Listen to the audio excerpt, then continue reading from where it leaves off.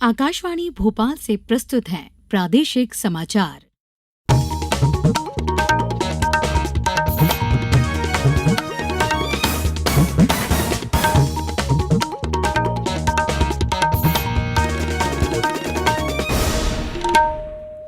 नमस्कार, समाचारों के साथ मैं पूर्वा त्रिवेदी। सबसे पहले इस बुलेटिन के मुख्य समाचार। प्रधानमंत्री ने झारखंड से 6 वंदे भारत एक्सप्रेस रेलगाड़ियों को दिखाई हरी झंडी। कहा, अब देश की प्राथमिकता देश का गरीब है। स्वच्छता ही सेवा अभियान के लिए प्रदेश में तैयारियां जारी। मुख्यमंत्री ने अभियान से जुड़ने के लिए जनता से किया आह्वान। राष्ट्रीय पोषण माह के तहत प्रदेश की आंगनवाड़ियों में कार्यक्रमों का आयोजन जारी और मौसम विभाग ने अगले 3 दिन प्रदेश के पूर्वी हिस्से में भारी बारिश की जताई संभावना। अब समाचार विस्तार से। प्रधानमंत्री नरेंद्र मोदी ने आज रांची हवाई अड्डे से वीडियो कॉन्फ्रेंसिंग के माध्यम से टाटानगर, पटना सहित 6 वंदे भारत रेलगाड़ियों को हरी झंडी दिखाकर रवाना किया। उन्होंने झारखंड में 660 करोड़ रुपए से अधिक की रेलवे परियोजनाओं का शिलान्यास और लोकार्पण भी किया। प्रधानमंत्री मोदी ने पीएम आवास योजना ग्रामीण के लाभार्थियों को पहली किस्त भी जारी की। कार्यक्रम को संबोधित करते हुए प्रधानमंत्री ने कहा कि अब देश की प्राथमिकता देश का गरीब, आदिवासी और वंचित वर्ग है। अब देश की प्राथमिकता देश का गरीब है। अब देश की प्राथमिकता देश का आदिवासी है। अब देश की प्राथमिकता देश का दलित, वंचित और पिछड़ा समाज है। अब देश की प्राथमिकता महिलाएं हैं, युवा है, किसान है। साथियों, आज तेज विकास के लिए हर राज्य, हर शहर वंदे भारत जैसे हाई स्पीड ट्रेन चला चाहता है। देश के साथ प्रदेश में भी इस वर्ष स्वच्छ भारत मिशन की 10वीं वर्षगांठ का सम्मान करने के लिए स्वच्छता ही सेवा अभियान 17 सितंबर से 1 अक्टूबर तक स्वभाव स्वच्छता संस्कार स्वच्छता की थीम के साथ 2 अक्टूबर को स्वच्छ भारत दिवस समारोह मनाया जाएगा। मुख्यमंत्री डॉक्टर मोहन यादव ने इस अवसर पर सभी नागरिकों से भागीदारी करने का आह्वान किया है। उल्लेखनीय है कि स्वच्छ भारत मिशन ग्रामीण का पहला चरण 2 अक्टूबर 2014 को प्रारंभ हुआ और 2019 तक सरकार और जनता की सक्रिय भागीदारी से सभी ग्रामों को खुले में शौच से मुक्त बनाने का लक्ष्य रखा गया। इस अवधि में राज्य में 70 लाख से अधिक घरों में नए शौचालय बने। सभी 51,000 ग्राम तय समय से पहले खुले में शौच मुक्त घोषित हुए। वर्ष 2020 से स्वच्छ भारत मिशन का दूसरा चरण प्रारंभ हुआ, जिसमें 2024 तक सभी ग्रामों को खुले में शौच से मुक्त बनाए रखने हुए ठोस और तरल अपशिष्ट के प्रबंधन द्वारा मॉडल श्रेणी में ODF प्लस बनाने का लक्ष्य रखा गया। इसके लिए अब तक 8 लाख से अधिक नए शौचालय बने। 44,000 से अधिक ग्रामों में ठोस कचरे को प्रबंधित करने की सुविधाएं और 48,000 से अधिक ग्रामों में तरल अपशिष्ट प्रबंधन की संपत्तियों को निर्मित करके राज्य के 41,000 से अधिक ग्रामों को ODF प्लस मॉडल बनाया गया है। इसके अलावा पशुओं के गोबर से गोबर खाद और बायोगैस बनाकर समुदाय को लाभ पहुंचाने के लिए गोबरधन योजना से 100 से अधिक इकाइयां बनी। स्वच्छता ही सेवा अभियान को लेकर प्रदेश में तैयारियां जारी हैं।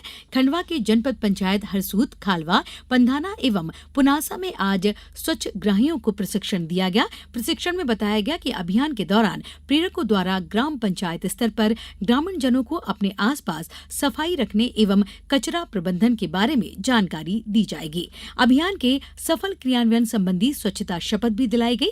पंधाना में स्वच्छता रैली भी निकाली गई। इस अभियान के तहत ग्राम पंचायत खालवा में प्लास्टिक कचरा इकट्ठा किया जा रहा है। वहीं मध्य प्रदेश जन अभियान परिषद द्वारा संचालित मुख्यमंत्री सामुदायिक नेतृत्व क्षमता विकास पाठ्यक्रम के विद्यार्थियों को जिला समन्वयक जगदीश पटेल ने स्वच्छता ही सेवा अभियान के बारे में जानकारी दी। सीहोर जिले के सभी नगरीय एवं ग्रामीण क्षेत्रों में स्वच्छता ही सेवा पखवाड़ा के तहत अभियान चलाया जाएगा। अभियान की तैयारियों को लेकर कलेक्टर प्रवीण सिंह ने वीसी के माध्यम से बैठक आयोजित कर अधिकारियों से चर्चा की और इस अभियान को बेहतर तरीके से संचालित कर सफल बनाने के निर्देश दिए हैं।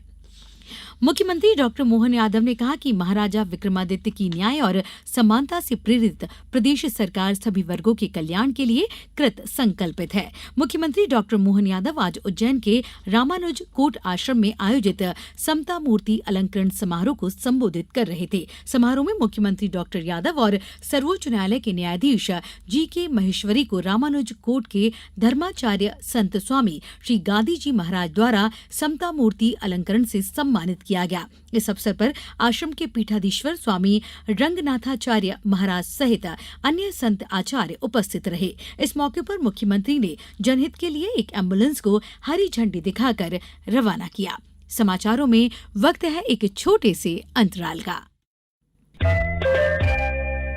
ये समाचार आप आकाशवाणी मध्य प्रदेश से सुन रहे हैं। हमारे समाचारों को अब आप कभी भी और कहीं भी अपनी सुविधा के अनुसार सुन सकते हैं। ये समाचार बुलेटिन YouTube, X प्लेटफॉर्म और Facebook पर AIR न्यूज भोपाल पेज पर सुने जा सकते हैं। इसके अलावा आप हमारी वेबसाइट newsonair.gov.in पर अथवा न्यूज ऑन AIR ऐप पर भी समाचार सुन सकते हैं। ब्रेक के बाद एक बार फिर आपका स्वागत है। प्रदेश में राष्ट्रीय पोषण माह के तहत कार्यक्रम आयोजित किए जा रहे हैं। आगरमालवा जिले के बड़ा गांव की वार्ड नंबर 15 के आंगनवाड़ी केंद्र पर आज एक कार्यक्रम में बेटी बचाओ बेटी पढ़ाओ का संदेश दिया गया। इसके साथ ही पोषण मटका के अंतर्गत दानदाताओं से प्राप्त पौष्टिक सामग्रियों से बाल भोज करवाया गया। इस मौके पर महिला बाल विकास विभाग की सुपरवाइजर, आंगनवाड़ी कार्यकर्ता, सहायिका एवं महिलाएं उपस्थित रहीं।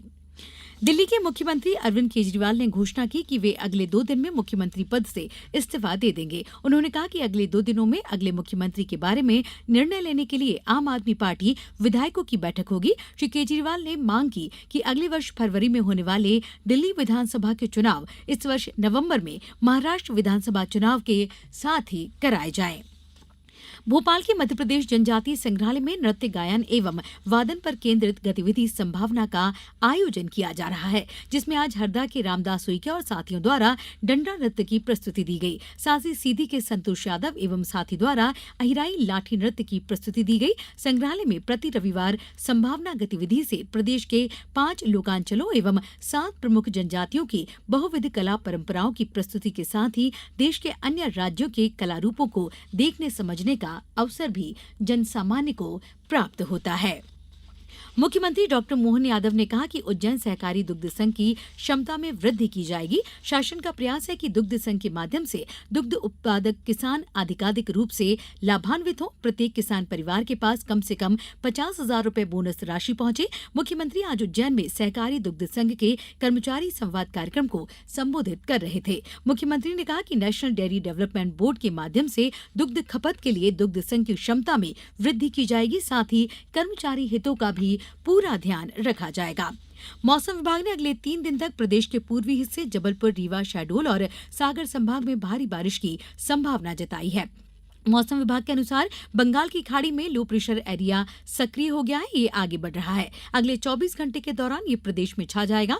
मानसून ट्रफ और साइक्लोन सर्कुलेशन भी सक्रिय है। हालांकि 18 सितंबर से प्रदेश में बारिश की एक्टिविटी घट जाएगी। मौसम विभाग ने अगले 24 घंटे के दौरान सिंगरौली, सीधी, मऊगंज, शहडोल में भारी बारिश का येलो अलर्ट जारी किया है। इसके साथ ही इंदौर, ग्वालियर, धार, छतरपुर सहित 33 जिलों में कहीं कहीं बारिश होने की संभावना है। उल्लेखनीय है कि भोपाल, ग्वालियर समेत 35 जिलों में बारिश का कोटा पूरा हो चुका है। प्रदेश में अब तक औसत 40.4 इंच बारिश हो चुकी है।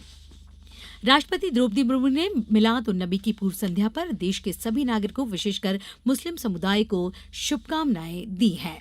अंत में और अब कुछ समाचार संक्षेप में। राज्यपाल मंगूभाई पटेल 17 सितंबर को प्रदेश के मुख्य सूचना आयुक्त और सूचना आयुक्तों के साथ शपथ ग्रहण कराएंगे। इस समारोह भोपाल के राजभवन में आयोजित किया जाएगा। भाजपा प्रदेश अध्यक्ष विष्णुदत्त शर्मा धार जिले के 1 दिवसीय दौरे पर आए। वे पार्टी की सदस्यता अभियान को लेकर विभिन्न कार्यक्रमों में शामिल हुए। उन्होंने कहा कि प्रदेश में 2 करोड़ सदस्य बनाने का लक्ष्य रखा गया है।